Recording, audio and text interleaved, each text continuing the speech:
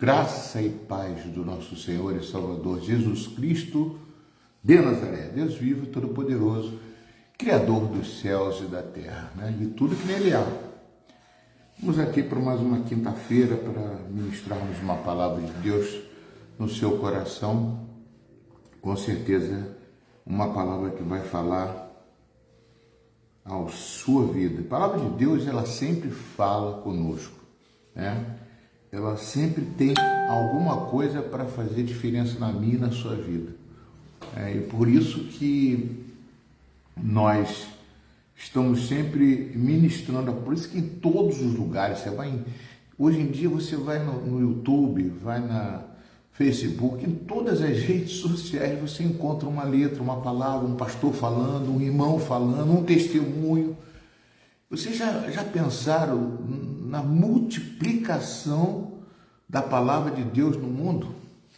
Que absurdo, que coisa assim, Tremenda. E a Bíblia diz que Jesus vai voltar quando for pregado este evangelho a toda criatura, Quando o evangelho for pregado a toda criatura, esse evangelho, aí Jesus voltará. Isso está escrito em Mateus capítulo 25, Mateus 24, 25.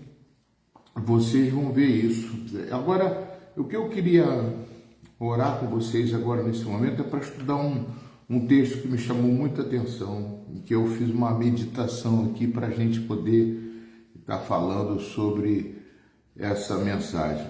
Senhor, em nome de Jesus, Pai, Tu sabes, ó Pai, que eu estou aqui apenas como um canal do Senhor para poder ministrar a Tua palavra, porque eu Te adoro e eu quero sempre estar do Seu lado, Senhor Deus. Quero mostrar, Pai, não somente a ministração da palavra, mas eu quero extrair do Senhor, Pai, em tudo que da palavra vem para mim, para que Jesus cresça dentro de mim, que Jesus cresça e que eu diminua, como disse João Batista, que Jesus vinha crescer cada vez mais, se relacionando comigo, para que eu possa também ser usado por Ti, Pai. E eu entrego esta mensagem nas Tuas mãos.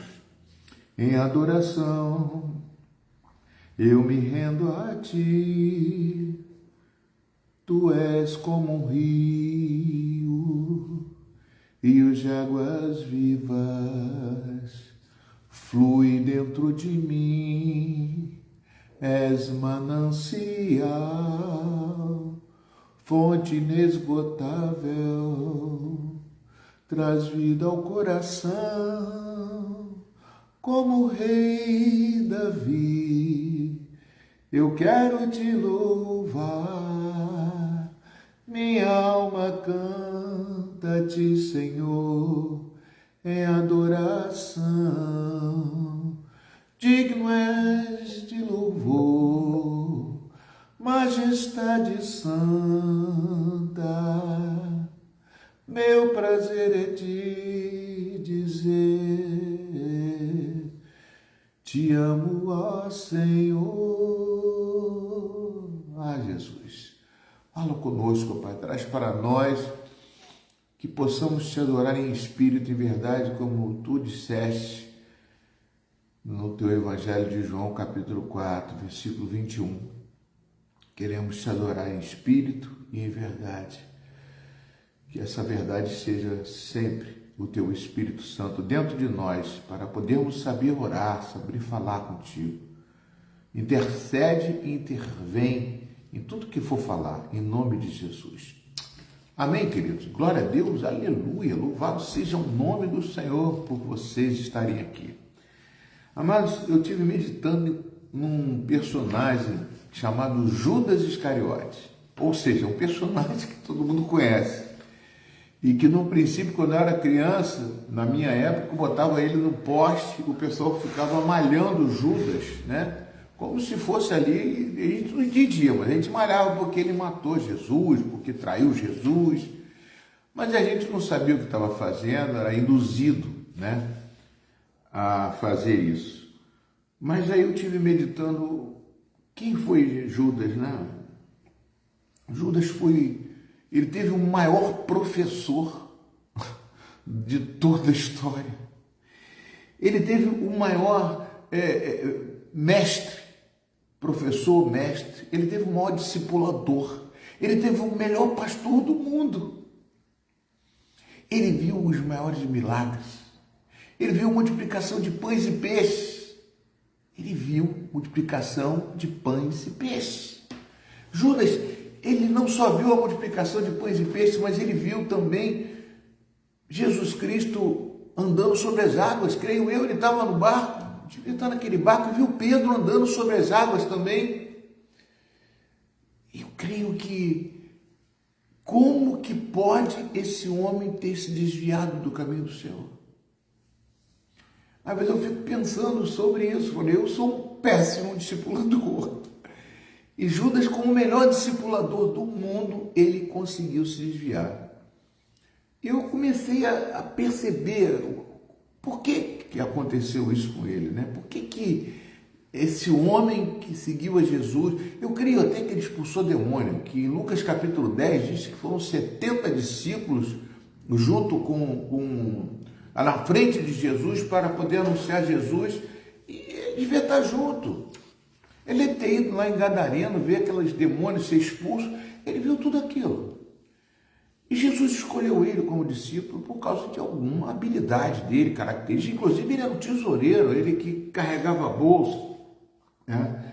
Inclusive, o Evangelho de João fala que ele roubava da bolsa do dinheiro. E chegou a trair Jesus por 30 moedas de prata, depois jogou fora. Mas não se arrependeu, né? Ele jogou aquelas moedas, mas não se arrependeu. Ele teve um remorso, teve coisas parecidas, mas arrependimento genuíno não. Pedro negou Jesus 3 vezes, mas depois se arrependeu. O arrependimento, ele faz você voltar. O arrependimento, ele faz você se negar a si mesmo. O arrependimento, ele faz você se humilhar. Uma vez isso aconteceu comigo, de uma pessoa dentro da igreja me agrediu. E depois fui pedir perdão, mas eu sentia a presença do arrependimento, a humilhação. Eu vi outras pessoas pecando, subindo num púlpito e falando, mas se parecia que a essência, a pessoa tem que se humilhar, a pessoa tem que dizer, eu fiz, eu estou errado, e se humilhar perante Deus, perante as pessoas, perante os homens, para poder se arrepender, genuinamente receber o perdão de Deus. Agora, Judas não fez isso. Talvez a maior tragédia de Judas seja esta, né? Ele esteve perto da luz, mas nunca deixou a luz entrar completamente em seu coração. Ele andou perto da luz, eu estou aqui perto da luz, mas essa luz tem que entrar dentro de mim, não basta só me iluminar externamente.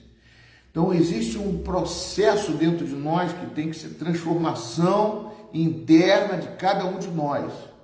Nós temos que buscar essa transformação todos os dias, perguntar para Deus mesmo, falar com Deus, né? Se você tiver alguma dúvida, fala com Deus, pergunta para Ele. Faz que nem Gideão, bota um paninho lá do lado de fora, fala assim, é o Senhor mesmo que está falando comigo, é o Senhor que está me enviando. Faz alguma coisa, porque Deus vai falar com você. Onde você está errado, Ele vai tentar te explicar. Porque, amados, o que adianta a gente caminhar com Jesus, que nem Judas caminhou, com o maior professor, com o maior... E chegou no final, perdeu a sua salvação. Isso serve como um alerta, né, para todos nós, cristãos, né? Podemos até frequentar a igreja, podemos pregar, podemos ensinar, podemos orar pelos enfermos e eles até serem curados. Sermos usados por Deus de todas as formas. Mas ainda precisamos vigiar o nosso interior. E tem um texto que eu queria chamar a atenção para você e para mim também. Eu estou pregando para você porque eu preguei para mim. Eu fiquei perguntando para mim essa situação porque é para edificar você, para edificar a mim, para edificar nós, porque eu busco na palavra de Deus a revelação dessa palavra, a meditação, como eu falo do TSD, tempo sozinho com Deus, para poder Deus falar comigo, porque eu passo por situações às vezes que eu falo, Deus, o que está acontecendo? Será que eu estou em pecado? Será que eu estou errado? Será que eu estou perdendo a minha salvação? Será que, meu Deus, eu não quero perder minha salvação? O mais importante é isso. Eu não vou deixar de pregar, não vou deixar de falar desse Jesus, não vou deixar de fazer a vontade dele. Eu quero fazer a vontade dele, eu quero orar pelas pessoas, eu quero me doar cada vez mais, mas mesmo assim, eu pregando, falando, eu quero ter ele dentro de mim, eu quero a transformação real dentro de mim e dentro de você também. Eu quero fazer a vontade de Deus, quero. E por isso eu tenho que bater na porta do trono e tenho que falar com ele, porque ele é o meu Deus, é o meu Senhor. Será que eu estou fazendo é certo? Será que eu estou negligenciando a vontade de Deus de alguma forma? E o texto está em João capítulo 15, versículo 4. Eu acho que esse texto do João 15 é muito forte, desde quando ele fala da videira verdadeira, né, que o pai é o agricultor e nós somos os ramos da videira, quer dizer, eu não posso estar nunca, ele falou que o ramo que não dá fruto ele corta, então por isso que eu prego para vocês dar o fruto. Quando vocês estão dando fruto, alguma coisa acontece, por quê? Porque como você dá fruto, é que você está ligado na videira. Se você está ligado na videira, a seiva que corre pela videira vai correr pelos ramos, vai correr por você, então vai entrar dentro de você, então vai fazer parte de você. Então é uma coisa que é importante, porque ele falou que o ramo que não der fruto, ele vai cortar e vai lançar no fogo. Então eu tenho que fazer com que vocês deem frutos. Jesus disse no Evangelho de João, capítulo 15, versículo 4. Permaneçam em mim e eu permanecerei em vocês. Permanecer é forte, é continuar presente em Cristo, Cristo em nós. Não basta curar, libertar, salvar, se às vezes famoso, meu Deus do céu, tem gente famosa na igreja, tanto... Eu não estou seguindo a famosa, eu estou seguindo o meu Jesus, o meu Salvador, o meu Senhor que morreu por mim, que deu a vida por mim para me salvar. Então eu quero permanecer nele e ele permanecer em mim. Permanecer em Cristo é mais importante do que simplesmente caminhar com ele. Eu posso estar caminhando com Jesus, eu posso estar indo na igreja, posso estar pregando, posso estar falando com vocês aqui agora, mas não basta, não basta. Permanecer em Cristo é mais importante do que simplesmente carregar do lado. Não estou dizendo também que você vai ficar, eu quero ficar só permanecendo do lado dele, falando com ele. Meu Deus do céu, não, o melhor lugar para você permanecer nele é caminhando com ele. Se você não caminhar com ele, como é que você vai permanecer nele, né? Isso é importante. Eu acho que Pedro até negou Jesus, e ele caminhava com Jesus, e Jesus dava tanta bronca em Pedro, mas tanta bronca, que eu quero voltar a ler isso com vocês, estudar isso com vocês, porque Pedro chegou uma hora que Jesus falou, eu vou peneirar você como trigo, eu vou falar isso até em célula, não sei se vou falar em célula, na escola dominical, eu vou fazer uma aula sobre isso, porque ele falou, já falei isso uma vez, vou falar de novo, Satanás quer peneirar você como trigo, mas eu quero que você conduza as pessoas, conduza os cristãos. Desde ali ele já sabia, aí Pedro falou assim, não, mas eu nunca vou deixar você, falou do coração para fora, da boca para fora, eu nunca vou deixar você, Jesus. Eu nunca, e de repente negou Jesus 3 vezes, depois chorou, fez um monte de... E lá no capítulo de João 21 você vê o retorno de Pedro e Jesus pedindo para ele apacentar as ovelhas. Eu até falei do amor ágape que Jesus tem e do amor filial, que é o que Pedro traz. Então, amados, como você costuma ministrar a palavra, né? Como falar a palavra, expor a palavra, essa palavra ela tem que entrar dentro de mim. É como se fosse uma caixa d'água de Deus, né? E essa água passa por mim. Por isso que é importante ministrar uma palavra, levar a palavra para uma outra pessoa, porque isso faz parte da minha vida, da vida de cada um cristão. Eu até antigamente falava assim, omelete pode ser de queijo e presunto, pode ser de alface, hoje em dia tem todo tipo de omelete. Mas se for omelete, vem do ovo. Se você é cristão, tem que vir de Cristo. Não somente de Jesus, mas de Cristo. Porque Cristo é o ungido de Deus. Jesus, Cristo, foi porque ele morreu na cruz do Calvário no seu lugar. E outra coisa aqui. Judas teve o melhor pastor, ouviu as melhores mensagens, já disse isso, viu os maiores milagres, participou do maior discipulado da história. E eu faço discipulado, meu Deus, quem é? Quem sou eu perto de Jesus? Ainda assim se perdeu. Porque proximidade com Jesus não substitui intimidade com Jesus. Quando você é íntimo, amado, você tem uma certa liberdade de falar certas coisas, você não tem medo. Quando você é íntimo, você não tem medo de falar porque você tem uma intimidade com a pessoa. Isso é uma coisa fenomenal, maravilhoso. Você tem que estar pensando.